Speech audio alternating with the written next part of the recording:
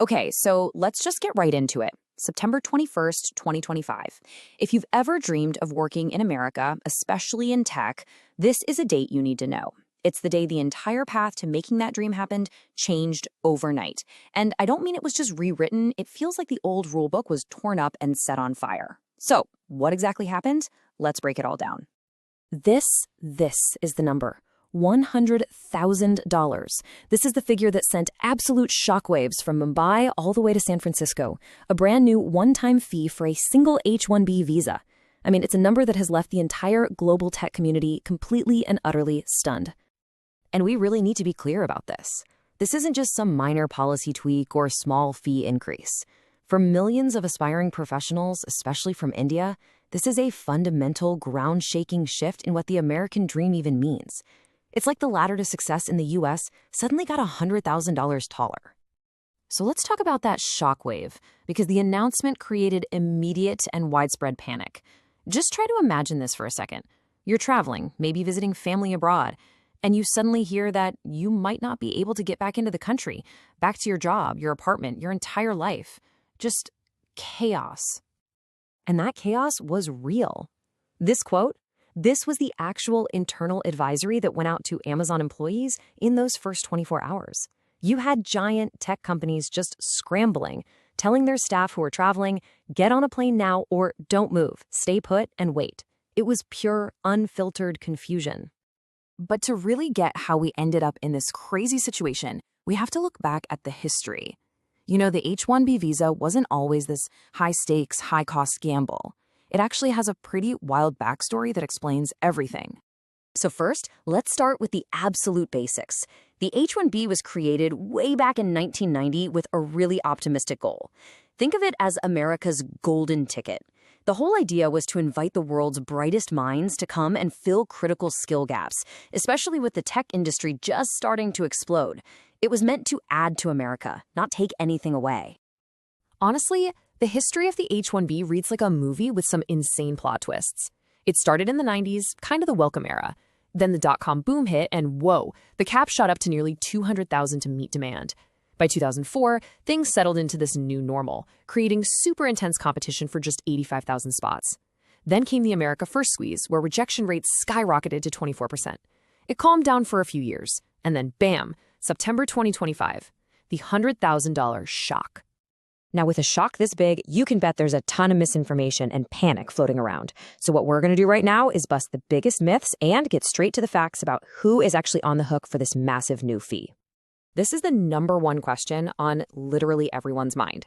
You're in the US on an H-1B, or your friend is, or you're planning to apply yourself. Does this giant fee affect you? The short answer is probably not in the way you think, and that's really important to understand.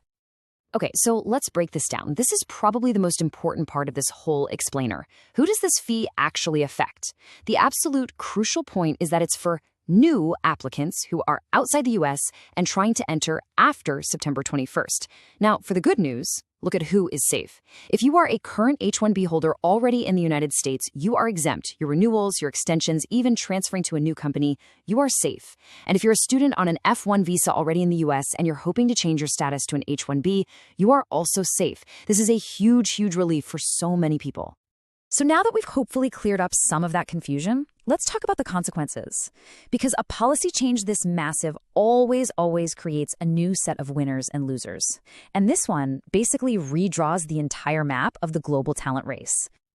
And if you want to see just how big that impact is, you only need to know one number: 72%. That's how many H-1B visas go to professionals from India. This isn't just a policy change. For hundreds of thousands of Indian families, this is deeply, deeply personal. We're talking about their dreams, their careers, and their futures. So let's really look at this breakdown. The winners? Well, you could argue it's American workers who now face less competition for certain tech jobs. And for sure, the big tech giants like Google and Amazon, they can easily afford the $100,000 fee for elite talent, which actually helps them by pricing out smaller rivals. The losers, though, are pretty clear. Indian professionals see their main pathway to the US get incredibly narrow. Startups and small companies, which are often the engines of innovation, can no longer afford to hire the best global talent. And of course, recent graduates. that dream of working in the US now has a massive new financial wall in front of it. Okay, so with all this uncertainty and bad news, it's really easy to feel kind of powerless. But let's shift gears now and talk about what you can actually do. It's time to stop reacting and start thinking about strategy. It's time to pivot. Because this is the real question, isn't it? Is the dream of working in America completely dead? Or does that dream simply need a new strategy? It's really time to move from that feeling of shock and anxiety to proactive, smart planning. The truth is, there are other amazing options out there. The world is big, and America isn't the only game in town anymore. Canada's express entry system is actively looking for skilled workers like you. Germany's EU Blue Card is a fantastic route for tech talent. And the UK has its Global Talent Visa, which is designed for people who are leaders in their fields. The key is to broaden your horizons and look at the whole map. So let's do a quick recap of everything we've covered. The $100K fee is for new applicants from abroad. That's the main thing. If you're already in the US on an H-1B, you're safe for now. Startups and Indian professionals are definitely facing the biggest hurdles here. And as a result, other countries are suddenly looking a lot more attractive. The crucial point is this. The dream isn't necessarily over, but your game plan, your strategy, absolutely has to evolve. And that really leaves us with this final thought to chew on. Is this policy the end of an era for the American dream as we've known it?